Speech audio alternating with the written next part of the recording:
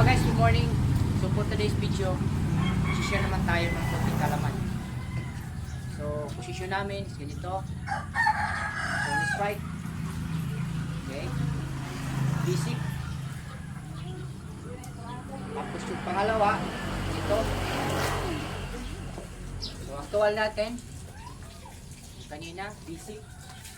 So one strike. One. Okay. Strike. Okay. Yung pangalawa, is right. Okay. So, kung dito naman sa kabila, isip pa rin. Position. Tapos yung strike mo. Okay. Yan. Yan. Yung kanina, dito naman. Strike. Yan. So, in case na mag-strike to, strike. Strike. Okay. Or chopping tayo. So, there are different kind of chopping sa body. Either dito, strike ka. Strike. Dito. Or either dito. So, pag nawakan mo na to, maraming weight to. Para manyugan yung kamay.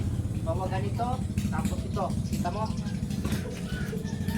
Or either dito, dito ka sa likod. Okay? Kung gusto mo siyang ulihin, so simple lang gagawin natin. Pag huwag na strike siya, strike, pak, tapos dito ka, dito ka sa gilid. Kita. So simple rin dito sa likod. Kung nag-strike to, strike, pak, down. Pupus mo lang yan.